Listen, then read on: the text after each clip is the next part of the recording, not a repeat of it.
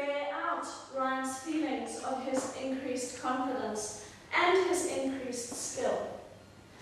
The evaluator of Ryan's speech is Graham Buerter. Graham, could you give us the objectives of Ryan's speech? Thank you, Toastmaster. The CC5 project is entitled Your Body Speaks. Objectives: use stance, movement, gestures, facial expressions and eye contact to express your message and achieve your speech's purpose, and to make your body language smooth and natural. Time, 5 to 7 minutes. Thank you, Graham. Ladies and gentlemen, please help me welcome Ryan with his speech entitled Only Here for the Beer. Only Here for the Beer, Ryan Skuse.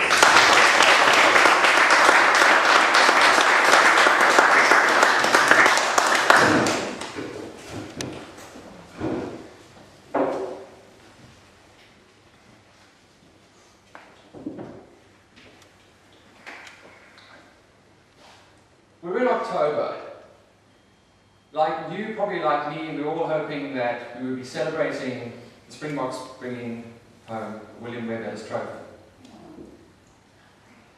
It's not happening, and that is a change in itself from what we used to and not what we were expecting. But something that is celebrated around the world in October month is Oktoberfest. It had its not so humble beginnings in 1810 when Prince Ludwig of Bavaria got married. He and his wife Teresa celebrated their nuptials with the whole of Munich. It was one big party. This lasted for a few days. There was horse racing, there was marksman competitions, there was lots of eating and lots of drinking. This was so successful that they had one the following year, and the year after that. They knew they wanted something good, and so a tradition was born. Today there's no horse racing, there's no marksman competitions, but the eating and the drinking, definitely the drinking, remain. Oddly enough, Oktoberfest doesn't actually happen in October. They ran it for probably about 60 years, and then they realized that the weather is actually better in September. So on the Saturday after the 15th of September is when Oktoberfest begins.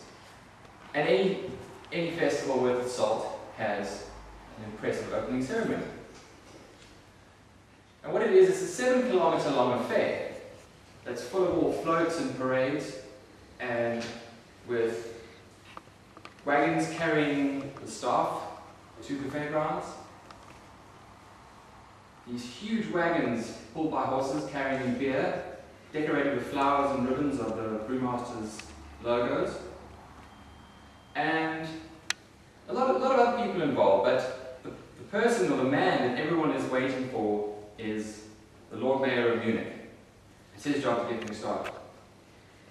And what he does is he goes into one of the tents, and he's led to one of the beer barrels, one of the wooden barrels. And what he does, he has a brass valve in one hand, and with a mallet, he hammers it in, and once he's got beer coming out, he yells, "Ortsabend ist!" And that means it is tapped, and that means that the drinking begins and all the other tents can start serving beer. So what is a typical day at Oktoberfest? Well, if you're going to make sure that you have a day that you enjoy, book a table. You definitely don't want to be standing for a whole day holding one of these.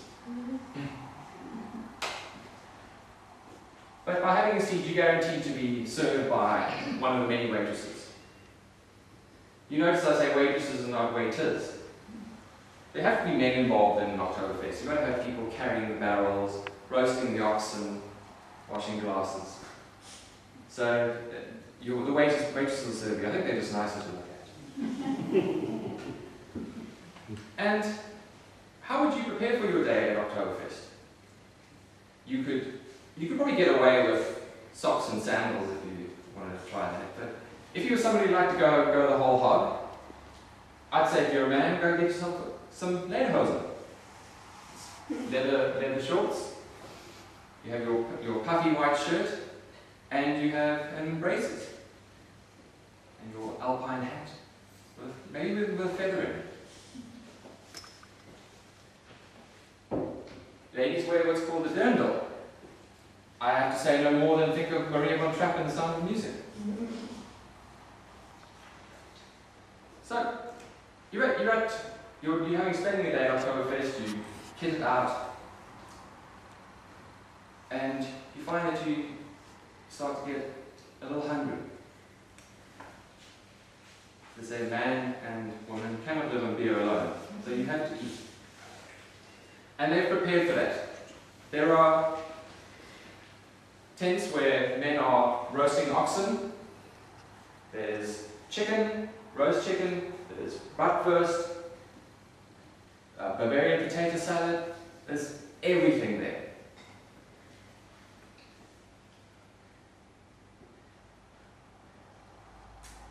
One thing you've got to think about when you go there is it's not a place. These tents are like almost like buildings.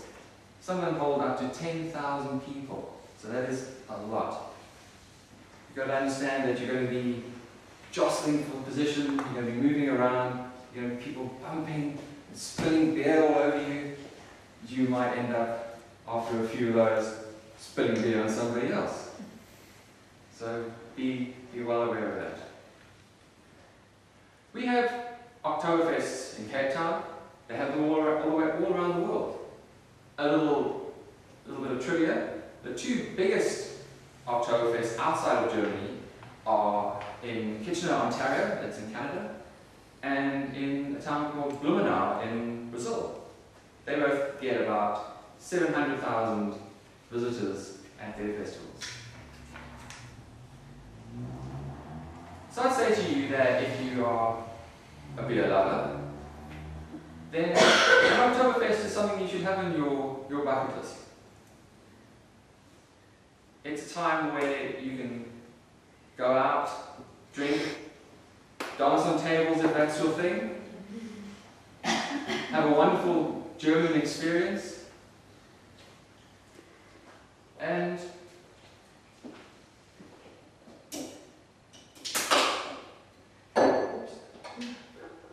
I'd like to leave you this evening with a large head of beer, and with a word used very often at Oktoberfest as people raise their glasses and enjoy the atmosphere. Prost! Better toast, Martin.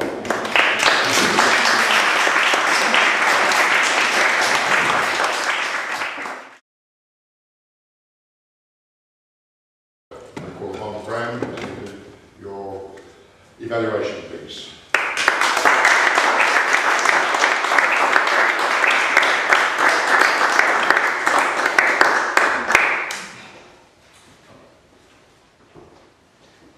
This evaluation chair, ladies and gentlemen, and especially Ryan.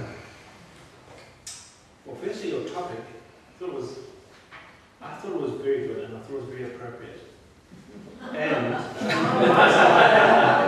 because back in 1981, a long time ago, I did go to the Oktoberfest.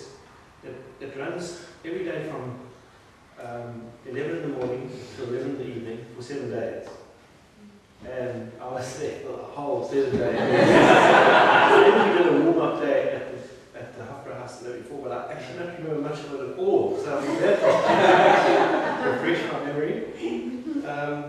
Okay, getting down to the way you did your speech, obviously you did a lot of preparation because it was a very, very smooth presentation. You didn't stumble at all, a noteless presentation.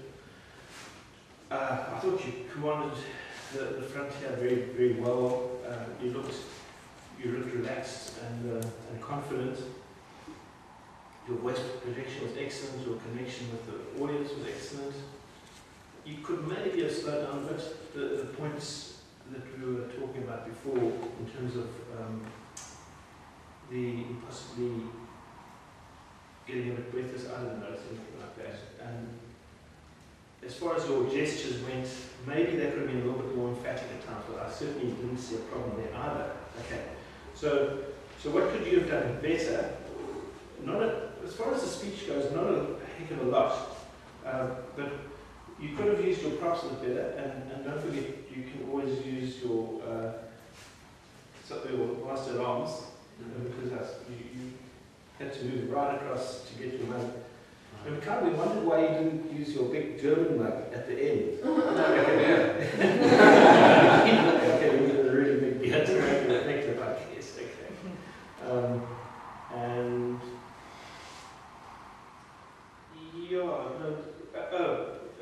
props and beer mug. We thought you held your beer mug for a bit long, and you could have possibly put it down. So that's the only things I can give you on what you could have done differently.